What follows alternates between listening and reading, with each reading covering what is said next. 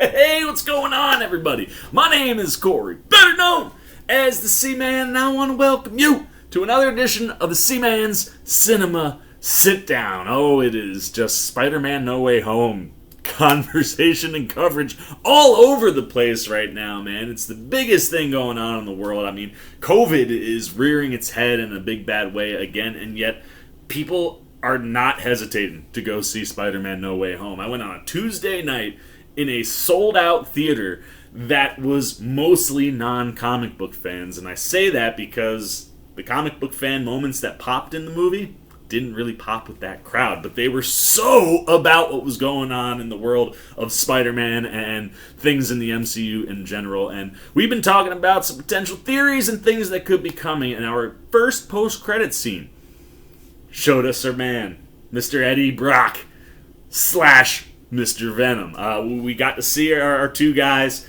show up in the MCU officially. I think there's a little bit of a gag line right at the end that kind of talks about how that Venom's not staying in the MCU, at least not right now. And I think I've got some ideas on where he could be going. Heads up, major spoilers ahead, especially when that screen goes on. So if you don't want them, bounce and then come back after you've seen the movie. But if you've seen the movie and you're thinking, yeah, what is going on with Venom? Well, why don't you pull up a chair, man? Take a seat. We're diving into my thoughts on what is going on with Venom in Spider-Man No Way Home. And as I said, major spoilers right here on the screen. As you can see, Mr. Andrew Garfield is up in that right corner because he shows up in Spider-Man No Way Home. And I have a very, very strong feeling that Venom is going to be our first way back into the Andrew Garfield story.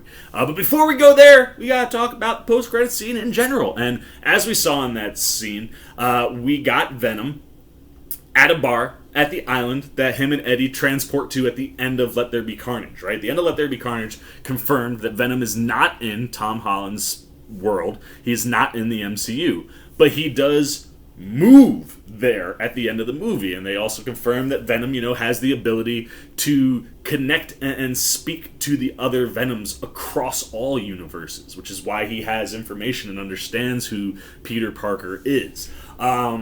And that's a cool kind of way into showing you how Venom can move through the multiverse and can be popping up in multiple spots. So when he shows up at this bar, he's talking to a bartender, which, if you saw my spoiler fresh out the theater review after I saw it the second time the other night, if you didn't, you can see it right up there. But in that video, I talked about how I freaked out when I saw that Mr. Danny Rojas from Ted Lasso was in the MCU. That's right, Cristo Fernandez shows up at the end of No Way Home, and he is the bartender serving Venom some drinks, and they're talking about, the fact that the Avengers exist in this world, and in the movie, through Andrew Garfield and Tobey Maguire's Spider-Man, we confirmed they don't have the Avengers. It's one of my favorite lines in the movie, where, Pete's like, I've been on a team, man, not to brag, but I was in the Avengers, and they're like, that's cool, what's the Avengers? That a band? It's awesome. But, Venom is talking to Fernandez's bartender, just getting things, finding things out that are going on right now. And then, starts talking about aliens and that aliens aren't purple and they don't want to, just eliminate half the world. They want to eat brains and things like that. And then, lo and behold, right as the conversation is getting good, Venom's like, Eddie, we are drunk! Let's get out of here. And then vanishes just like he did. Well, he vanishes this time. The world changed behind him in Let There Be Carnage. Here, he disappears, and Rojas is just like, what just happened? And it's funny to watch people not freak out like big time in these movies because they're just used to this weird stuff happening. But right before he goes, you hear Venom go, "No, we just got here!" Because they did. They just got to the MCU, and now they're leaving the MCU. And what is left behind after Eddie leaves but a little speck of that Venom symbiote? And that, to me, I don't know about you guys, but to me, that kind of says maybe Danny Rojas? Maybe Cristo Fernandez is going to be the Venom in the MCU? Could he be maybe a contingent passer, right, to get the symbiote, maybe to Eddie Brock in the MCU or to Tom Holland's Spider-Man? I think it's very possible that we see Cristo Fernandez pop up in the next Spider-Man movie. And maybe, because you're going to have to address Venom. I think Venom at some point will come over to the MCU and actually interact with Tom Holland.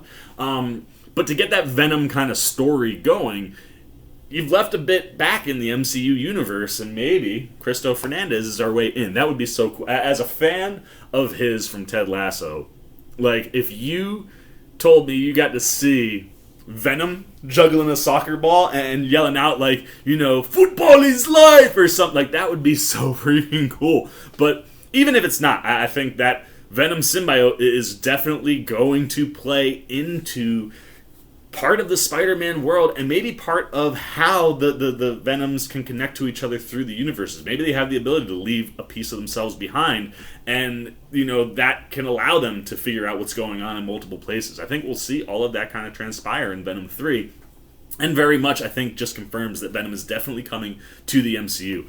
I would love to see Cristo Fernandez do it, because that would be hysterical.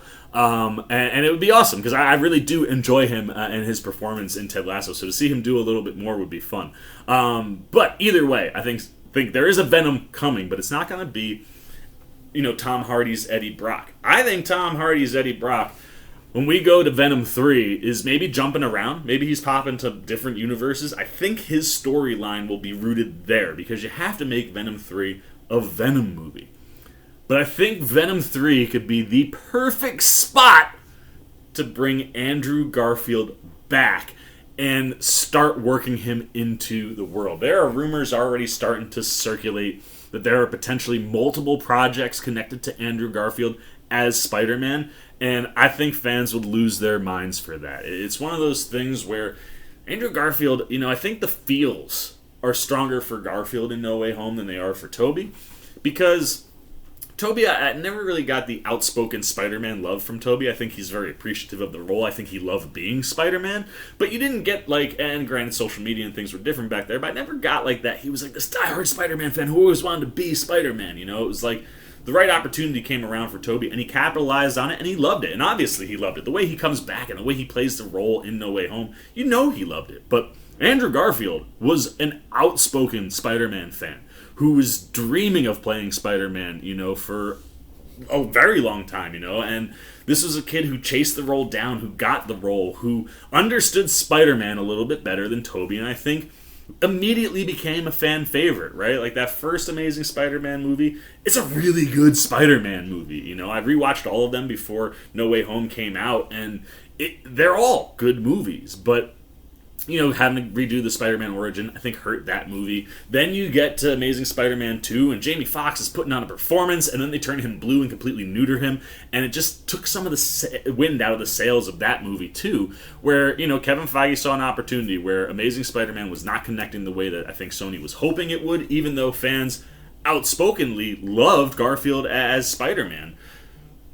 He saw an opportunity, to get involved and get himself Spider-Man into the MCU, and Sony rolled with it. But I think there is unfinished business for Andrew Garfield, and I think seeing him show up in this movie has a lot of fans hoping that he's going to come back. And I think Venom 3 could be the perfect place to bring him, because it feels like at this point, with everything that's going on, with the post-credit from Let There Be Carnage, with what we get here, Venom is very interested in Peter Parker and Spider-Man.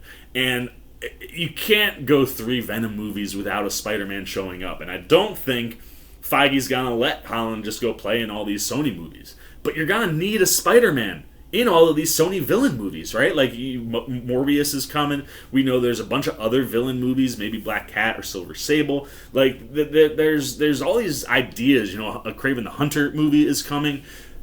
It's going to be weird, and we've always said it's going to be weird that you're going to do all these movies and have no Spider-Man. What if Andrew Garfield could be that Spider-Man for us that we need? And maybe, he's not in all of Venom 3, but maybe wherever Venom's story in 3 takes him, maybe it lands him in Andrew Garfield's world, and that could be the tee-up to a potential Amazing Spider-Man 3, which I think a lot of fans would love to see. I think Andrew Garfield would relish at the chance, and like I said, I think Venom could be a good launch point for that. And we will talk more about my thoughts on Andrew Garfield and where he could be popping up in the movies. Tobey Maguire, Tom Holland. I got some ideas of what they could be doing with these 3 guys, because I think there were some big opportunities missed by keeping it secret. But if it was out in the open, you could make a Spider-Man movie that can make $2 billion. Like, a lot of people have said, this Spider-Man movie feels like Endgame for Spider-Man. If you do it right, you could build to another movie that really feels like Endgame for Spider-Man. I got some thoughts. We'll talk about that in a different video. But as far as Venom and where he plays in No Way Home, it was awesome to see Tom Hardy get to be in the MCU and with Venom kind of be able to joke at like, no, we just got here and now you're taking us or sending us away already. But I think we're going to see Venom somewhere in that Tom Holland trilogy. It just might not be Tom Hardy. It might involve Tom Hardy. I think we will see that this version of Venom line up with Tom Holland at some point, maybe in that third Spider-Man movie. But I think we are definitely going to see Venom somewhere in that trilogy. Not him. Maybe Cristo Fernandez. And I definitely think that we could see Venom popping into the Amazing Spider-Man universe, which would be a lot of fun and, like I said, a really good way to kind of connect those worlds and start building something bigger for Spider-Man, which we'll talk about later. But that's it, man. That's all I got on Venom and No Way Home. Now I want to know what you're thinking. How did you take that first post-credit scene, man? Did it pop for you? Did you enjoy it? Did you feel bad that you know, Eddie and Venom got taken out of the MCU right after they landed in it? They maybe got in total like 10, maybe 5 whole minutes in the MCU. What did you think of the scene? What do you think it means for Venom? Does Venom come back to the MCU? Does he just go play in the Sony universe? Is it a way to get Venom into the MCU without having to use Sony's Venom? What are you thinking, man? And where do you think it could be going? Who could be Venom in the MCU if it's not Tom Hardy? Do you think Andrew Garfield could work his way into Venom 3? Anything you got? Good, bad, indifferent, and thoughts on Venom down below in the comments section. Look forward to talking to you down there. As always, if you enjoyed this video, please give me a thumbs up. And if you're new, you want to come hang out with the C-Man as we see what's going to happen with Venom 3. You want to see where we're going in the world of Spider-Man. You just like when I'm talking movies, TV, trailer reactions. You want to be here for more of it. Show a little love and support to this guy. Well, then, hey, come join C-Maniac Nation. Super easy. Just jump over there. Hit that subscribe button. Hit that little bell if you want those alerts. And until next time, for the C-Man's Cinema, sit down! I've been the C-Man. I'm signing off. Peace! Oh, hey, what's going on? You must be sticking around because you're looking for more content featuring this guy. Well, guess what? You're in the right place. You can check out more videos right here and right here. And if you have and you want to come join that C-Maniac Nation, you can hit that subscribe right over there.